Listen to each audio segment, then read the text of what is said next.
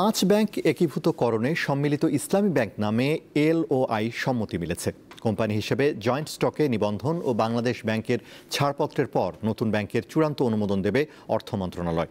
Bangladesh bank বলছে, একীভূত হওয়ার পর বিনিয়োগকারী কিংবা শেয়ার হোল্ডার নয়, শুধু আমানতকারীদের স্বার্থ দেখবে তারা।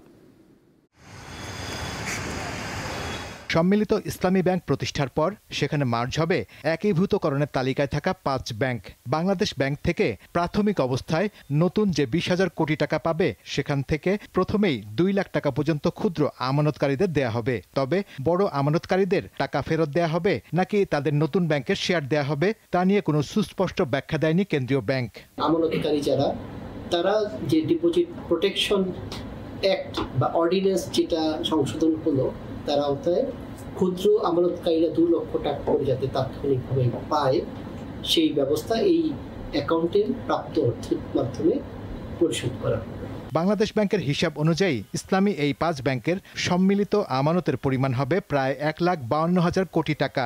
বিপরীতে ঋণ ছাড়িয়ে গেছে ২ লাখ কোটি টাকার বেশি। বিপুল এই ঋণের ৭৭% খেলাপি। ডিপোজিট স্কিমের আওতায় গ্রাহকের ন্যূনতম ২ লাখ টাকা করে দিতে হলে প্রতিটি ব্যাংকের কমপক্ষে ২৬,০০০ কোটি টাকা প্রয়োজন।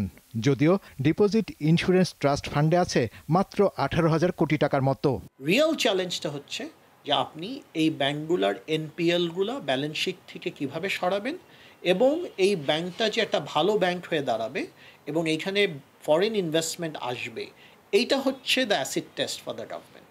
এটাকে একটা ইসলামী ব্যাংকের মতো একটা প্রাইভেট কমপ্লিটলি একটা হ্যান্ডে ট্রান্সফার করে দিতে পারে, তখনই বোঝা যাবে যে এই ব্যাংকটা টিকে গেল। যদিও মুখের কথা তো একদম বলে ফেলে যে ৫টা ব্যাংকের কোনো কর্মচারী চাকরিচ্যুত হবে না, তো কোথায় এগুলোকে বসাবেন আপনি? এগুলো আগের থেকে একটু হোমওয়ার্ক করতে হয় না? বা এই ৫টা ব্যাংকের ব্রাঞ্চগুলো কোন কোন জায়গায় থাকবে, কোন জায়গায় থাকবে না, এগুলো একটু গ্রাউন্ড ওয়ার্ক করতে হবে না? এই গ্রাউন্ড ওয়ার্ক না করেই ওরা একটা ডিসিশন নিয়ে ফেলে যে 5টা ব্যাংক আমরা একীভূত করতেছি। ৫ ব্যাংক একীভূতকরণে উদ্যোক্তা পরিচালকদের পাশাপাশি এসব ব্যাংকের শেয়ারধারীদের শেয়ারও শূন্য হয়ে গেছে। শাহরিয়ার ইমন, দীপ্ত সংবাদ, ঢাকা।